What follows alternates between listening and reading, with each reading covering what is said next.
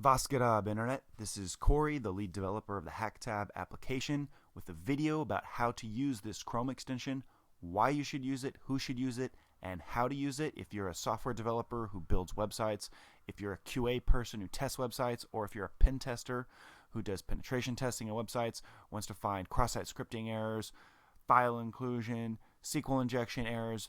This Chrome extension is for you. To use the Chrome extension, simply click on the HackTab control panel pop-up box. This will open up this dialog box where you can configure the HackTab. There's two important options here. One is the target domain.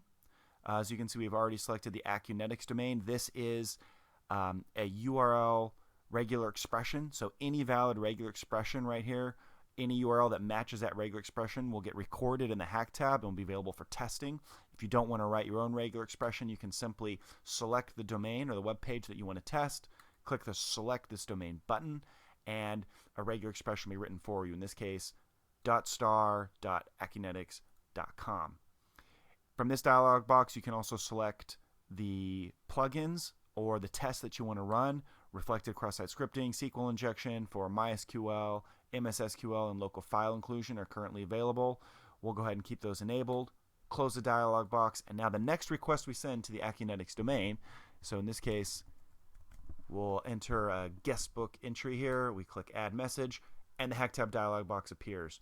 This allows us to click on any host that we've captured requests for, any URLs we've captured requests for, and we can see each URL parameter. This will show us the values that were sent to the server and any tests that we've run. So, for instance, if we wanted to test the name parameter here for reflected cross-site scripting and MySQL SQL injection, we can simply click on the target icon for that parameter, and we can see the loading icon comes up, and immediately it's found a cross-site scripting vulnerability error. The outstanding tests right here will show you the number of tests that currently have yet to be run. In this case, we passed the MySQL tests, but we didn't pass the cross-site scripting test. If you want to find out why that is, you can see exactly which characters weren't encoded correctly, what the byte offset was, and the actual test string that was sent. So this was a post request that was sent to this URL. This is the test string right here that we sent.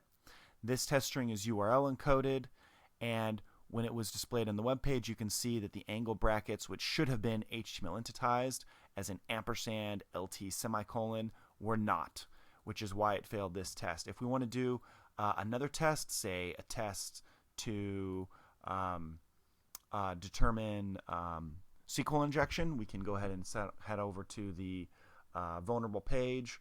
In this case, the new user sign up, and if we fill out the form and click sign up, we can see that those URLs were recorded in the HackTab. We now have 4 URLs. We can see there's a sign up URL and a new user URL. If we hit this URL, we can see all of those parameters.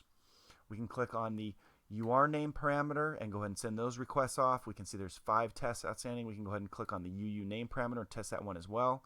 As those results come in, the currently selected parameters will change to show the results. We can see the UR name parameter is not vulnerable to MySQL injection.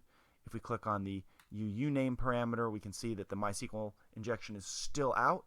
And the final test came back. And we can see that took 8 seconds. That request took 8 seconds because we sent a benchmark to benchmark doing 2 million SHA-1 requests for a string of A's.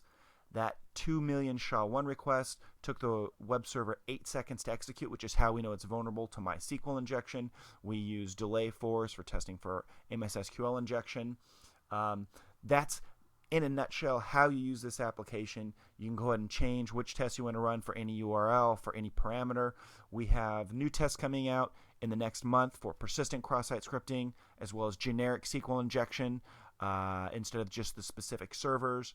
We'll have additional features coming out in the next month for saving results into the cloud, creating reports and sending reports to other users in your organization. I hope you enjoyed this video. I hope it gave you a quick idea of why you should use the HackTab, how simple and quick and easy it is to find vulnerabilities, determine exactly what tests were run, what tests passed and what tests failed, why they failed or why they passed, and I hope you use this in your next project. Thanks for watching. Bye.